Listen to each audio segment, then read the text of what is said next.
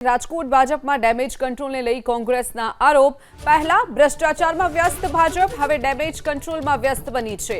ભાજપના નગરસેવકો માત્ર સત્તા ભોગવવા માટે મસ્ત છે। રાજદીપસિંહ જાડેજા જનતા ભાજપના 5 વર્ષના ભ્રષ્ટાચારી શાસનને ઓળખી ગઈ છે શહેર, તેવા પણ તેમણે આરોપો લગાવ્યા છે। ભાજપના બિસ્તરા પોટલા બાંધવાનો સમય પાકી ગયો છે તેવો પણ આરોપ રાજદીપસિંહ જાડેજાએ લગાવ્યો છે।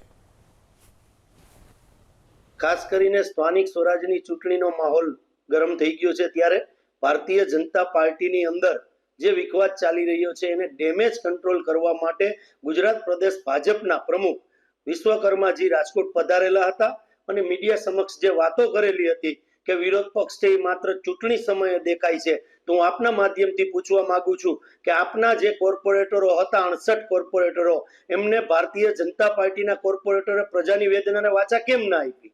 ત્યારે વિરોધ પક્ષ તરીકે અમે જ લોકોના પ્રશ્નોને લઈને વાચા આપવાનું કામ કરેલું હતું। તમારા 68 કોર્પોરેટરોમાં તમારા રાજકોટના મેયર સરકારી જગ્યા ઉપર પોતાનું મોટું બાંધકામ કરી ગયું ત્યારે તમે ક્યાં હતા? તમારા અનેક લોકોએ ભ્રષ્ટાચારમાં તમારા પૂર્વ કોર્પોરેટરો મીડિયા સમક્ષ અને પ્રિન્ટ મીડિયાએ લખ્યું અને જ્યારે સાબિત થયું ત્યારે આપ ક્યાં હતા? લોકોની વેદનાને વાચા આપવાનું ભૂલી જઈને માત્ર ચૂંટણી લક્ષી પાર્ટી તમે થઈ ગયા છો। તમારી પાર્ટીની અંદર એટલા બધા ઝઘડા એટલા માટે થયા છે કે ભારતીય જનતા પાર્ટીની અંદર કોર્પોરેટર થઈને ભ્રષ્ટાચાર કરી અને માલામાલ થવા માટે આ ઝઘડા થઈ રહ્યા છે। પ્રજાના પ્રશ્નોને ક્યારે વાચા આપી? ટિકિટ ફાળવણીને લઈને રાજકોટ વિધાનસભા 70માં ભાજપમાં અસંતોષ જોવા મળ્યો છે। નારાજ કાર્યકર્તાઓની પ્રદેશ ભાજપ પ્રમુખ જગદીશ વિશ્વકર્માની રજૂઆત, વોર્ડ નંબર 13ના મહિલા મોરચાના પૂર્વ પ્રમુખ નૈનાબેન ગોહિલની રજૂઆત, વોર્ડ નંબર 17ના પૂર્વ પ્રમુખ વિઠ્ઠલભાઈ પટેલની પણ રજૂઆત સામે આવી છે। સગા સંબંધીઓને ટિકિટ આપ્યાનો ભાજપના કાર્યકર્તાઓ પર તેમણે આરોપ લગાવ્યો છે। તો ટિકિટની બાંયધરી આપ્યા બાદ પણ ટિકિટ ન આપ્યાનો પણ આરોપ લાગ્યો છે। તો ટિકિટની ફાળવણીને લઈ અને રાજકોટ વિધાનસભા 70માં ભાજપમાં અસંતોષ જોવા મળ્યો છે। 13માં વોર્ડ પ્રમુખ બે વાર રહી ચૂકી છો, 2 વાર મંત્રી બની ચૂકી છો અને કેન્સર કાળમાં કીમો લઈને હું દોડી છું। રમેશભાઈને ખબર છે, રૂપાલા સાહેબને ખબર છે, એને કીધું બેન આરામ કરો કે, અને આ વખતે ટિકિટ પાકી એવું વચન આપેલું છે માધવ સરે, અને અત્યારે નહીં હોદો નહીં કાંઈ એ કોઈ વસ્તુ નહીં, મારી ફાઇલ અહીંયા નથી પહોંચાડી, તો એટલે અમે રજૂઆત કરવા આવ્યા હતા કે મારી ફાઇલ તમારી રીતે પહોંચાડે। અત્યારે એમ કીધું જોઈ લેશો બેન, અત્યારે એવું એને કીધું આપણને, હવે કાંઈ ન થાય પણ તો એને સુધી વાત પહોંચાડવી એમાં જરૂર હતી। અમે પૂરી નિષ્ઠાથી કામ કરીએ છીએ, કામ પાર્ટીનું હજી વિચારશું, ઘરમાંથી તો મનાય જ છે।